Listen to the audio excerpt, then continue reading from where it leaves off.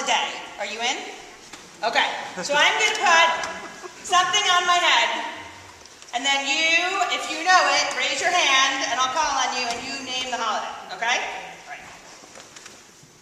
This holiday, by the way, hint, is only 11 days away.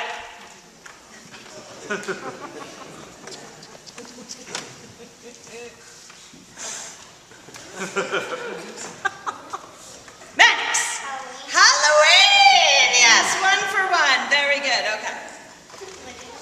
Medusa. I am going to be Medusa this year. Remember, I majored in Latin, so I wanted to pick something that I was Greek mythology and Roman mythology. Thank you very much. So, all right. The next holiday, is 39 days away.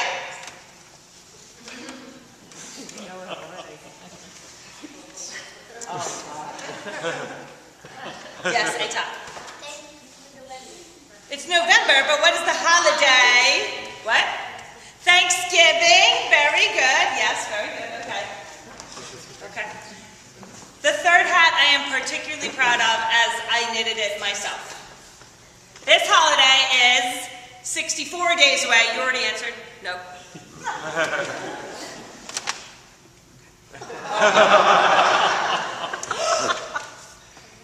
Christmas, that's right, yes, yes. Now, if we think about these triple play trinity of holidays, right, they all, in one way or another, teach about giving, yes? For instance, Halloween teaches everyone the importance of giving out free candy 1 day a year, right? Woo! And the gift of yourself in ridiculous outfits, yes? Right? And then Thanksgiving teaches us all how to give extravagant feasts, which is not something we do every day. And Thanksgiving also teaches us how to give thanks, right? And then finally, Christmas teaches us about how to give in the form of presents to others and to remember the greatest gift of all that God gave, which was Jesus. Very good. All right. Yes. Now, I want us all to remember that actually the word holiday is not one word. It is actually 2 words smushed together. Does anybody know the 2 words? Maddox? Well, I know it is. But what are the 2 words smushed together? It's holiday, but it's not really a holiday. It's something, something. Holy day. Holy day. Yes, right? So, holidays are days when we get to practice giving, but holidays are not the only days that we should practice giving, correct? Because every day is a holy day, and every day is a chance to give, right? So, you know, one of my favorite verses in the Bible is a verse from Nehemiah. It is, "The joy of the Lord is your strength." So I would like to talk about how we give using 3 piggy banks. I want to show my choir what's on the banks first, right? Okay? So, note, there are 3 piggy banks and 3 letters on the banks. What are the letters on the bank, Olivia? What? J. Good. What else? O. Y. Okay. The last shall be first, so we're going to start with the last, okay? First of all, how many people here have a piggy bank or maybe a different shaped bank in their house where they put money? Yes? Okay. Very good. Yes. Okay. All right. Now, most of the time, when we put money in a bank, whether it is a literal bank or it is an actual bank, we put it in the bank for a reason. We have in our head something we want to use the money for, and usually, most of the time, we want to use it for yourself, right? Raise your hand if you've been putting money in a bank, and there's something very specific that you want for yourself. Something you're saving up for. Has to be for you. You. Brian? Vacation. Vacation is a good thing. That's a great way to refresh the self. Mary Carol? Retirement. Retirement! A very important thing to save for yourself. Tell you. What? A dog! Have you told your mother that? She looks a little surprised. Very good. Mannix. Skylander swap force character. I have no idea what that is, but a Skylander swap force character sounds very important. And finally, Antonia. College! There's a woman after my own heart. Oh, I think you just got applause for that. There we go. Okay? Now, but we're not just supposed to spend all our money on you, right? There's also the O, right? We are supposed to spend our money sometimes on, anybody want to guess what the O is? Mannix. Others. That is right. Because when we give with our money, we bless others, right? So maybe sometimes you might think about taking your money and buying your mom a little present, right? Or maybe taking out your father for an ice cream, right? Yes, so sometimes we should spend our money not just on ourselves, but on others as well. And then finally, J.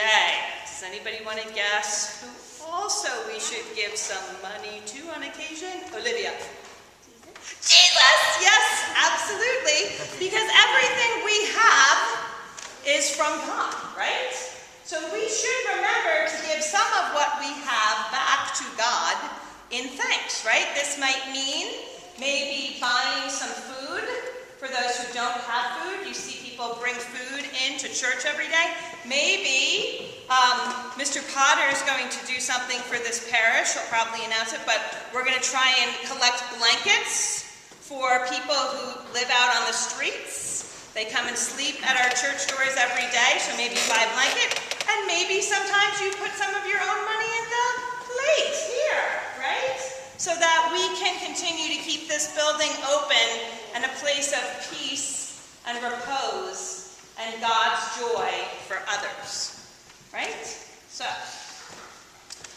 So I want you all to remember also, though, that you don't just need to be joyful with your money. There are other ways you can give yourself. And one way you can give to other people is through the gift of time. What do you think of my clock? This was actually given to me by someone, some of you might know Grace Burson. When she was leaving and cleaning out her office, she was an assistant here, she came in and she said, Marjorie, somebody gave me this gift. It is so tacky, I think you'll love it. And I joyfully accepted the gift. I didn't take it as an insult. But, you know, I do love this clock because it does remind us of something, that our time is not just our time, it's God's time, right? And how we spend our time, we need to spend it as wisely as we spend our money, right? So I want you to think about that in terms of joy.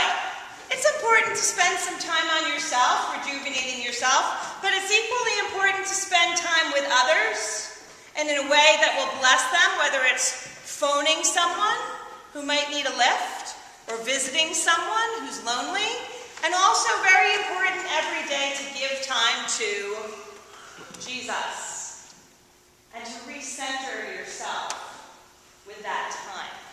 And finally, I also want to remind you that, as always, the greatest gift is the gift that God gave, which is the gift of your life. That's right. And there are certain gifts that only Mannix can give, that only Olivia can give, that only Frank can give, that only Jim can give. God made each of us unique, and there are ways that only you, Rachel and Katie, can bless the world. And that's part of the challenge of giving, is to figure out how you uniquely can give back to others. Maybe you can write a note to others. I love doing that. Maybe you can say a kind word. Maybe you could join the choir. Maybe you could think about ways of participating and becoming more deeply in God by being a part of our church. So I just want to say to all of you, may we not be selfish with our joy, and may we always give, not only to ourselves, but to others and to the God who created us.